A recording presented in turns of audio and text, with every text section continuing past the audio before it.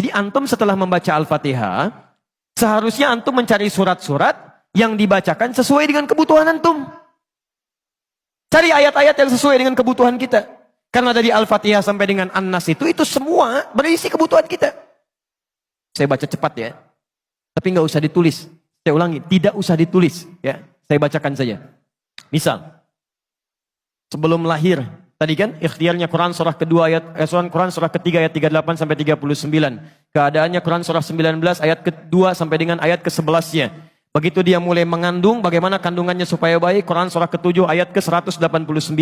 Begitu dilahirkan, bagaimana supaya ASInya mengalir lancar, anaknya tumbuh menjadi anak yang saleh, Quran surah kedua ayat 233. Begitu usia 2 tahun ke atas, dia mulai belajar bagaimana supaya dekat dengan Allah, baik dengan orang tuanya, baik dengan tetangganya, Quran surah ke-31 ayat 13 sampai dengan ayat 19-nya. Kemudian dia mulai belajar supaya cepat menangkap pelajarannya, Quran surah 9 ayat 122.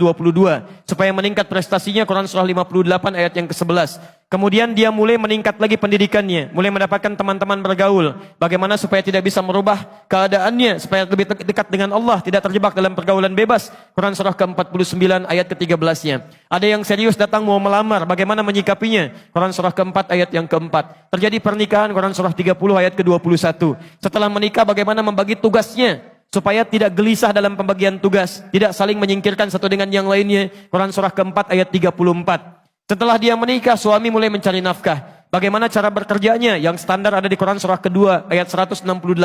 Kalau mendapatkan ingin yang lebih mudah lagi, Quran surah kedua ayat 172.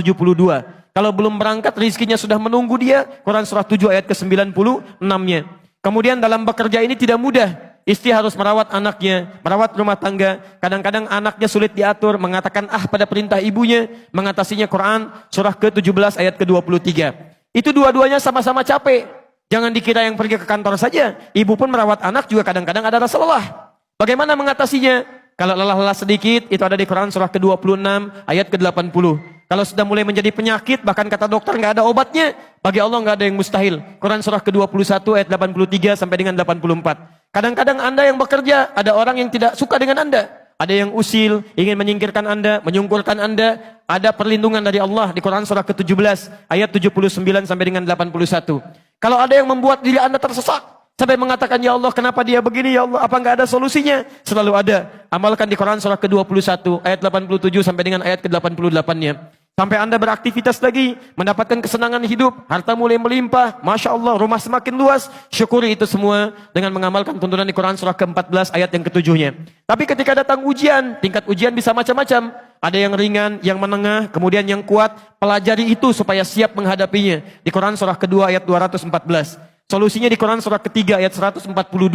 Cara sabarnya di Quran surah kedua ayat 155 sampai 157. Sampai Anda terus berkembang, usia 40 tahun, orang tua masih ada, ingin berbakti pada orang tua, ada di Quran surah ke-46 ayat yang ke-15-nya. Sampai kemudian Anda semakin sepuh mengatakan, ya Allah, apakah saya akan hidup untuk selamanya? Tidak. Satu saat kamu akan meninggal.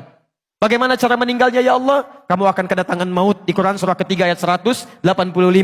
Maut itu datang lewat malaikat yang diutus. Quran surah 32 ayat yang ke-11. Bagaimana cara diambilnya ya Allah? Kalau kamu ingin tenang diambilnya, kerjakan amal soleh, maka kamu akan dipanggil dengan kalimat yang menenangkan. Ya ayyatuhan nafsul mutmainnah. Quran surah 89 ayat 27 sampai dengan ayat 30. Tapi kalau kamu banyak amal salah, tidak ada amal soleh, maka panggilannya akan sedikit menegangkan. Quran surah ke-8 ayat ke-50 sambil dipukulin malaikat. Ya Allah, saya telah mengalami malam pertama di alam dunia. Bagaimana malam pertama di alam kubur? Apakah menyenangkan atau ada persoalan? Kalau ingin senang, Quran surah ke-3 ayat 169 sampai 172. Kalau kamu ingin sedikit menegangkan sambil ditampakkan neraka jahanam dari mulai pagi sampai dengan sore, boleh. Ada di Quran surah ke-40 ayat 46 sampai dengan 47-nya. Ya Allah, bagaimana suasana hisab? Apakah menyenangkan atau tidak? Kalau kamu ingin masuk surga tanpa hisab, langsung masuk mendapatkan berita gembira surga, ada amalannya di Quran surah kedua ayat 25. Tapi kalau kamu misalnya banyak amal salahnya, mengabaikan perintah Allah, bahkan kamu bisa masuk neraka tanpa hisab. Ada di Quran surah ke-18 ayat 100 sampai dengan 101-nya. Ya Allah, bagaimana suasana surga nanti ya Allah? Ayo kerjakan amal saleh. Ada surga bersama Rasulullah tingkat yang paling tinggi. Amalan di Quran surah ketiga ayat 31, Quran surah 59 ayat yang ke-7, Quran surah 33 ayat 21. Ada surga yang di taman surga yang memberikan langsung Allah, bisa melihat Allah tanpa hijab. Quran surah 75 ayat 22 sampai dengan ayat 23. Ada amalannya di Quran surah ke-51 ayat 15 sampai dengan ayat 23. Ada ada surga seluas langit dan bumi. Kemanapun kamu beraktivitas tidak akan pernah menemukan ujungnya. Quran surah ketiga ayat 133 sampai dengan 134. Ada semua. Ada semua. Jadi Anda punya masalah apapun, ayatnya ada di Quran. Jadi begitu mengatakan waladdallin, cari ayat yang sesuai dengan kebutuhan Anda. Mintakan, boleh dilafadzkan. Masalahnya Ustadz, saya nggak hafal ayatnya. Jadi yang dibaca dari subuh sampai isya, An-Nas lagi, minal jinnati, dan dikabulkan oleh Allah. Mimpinya ketemu jin terus gitu kan. Itu yang boleh dilafadzkan.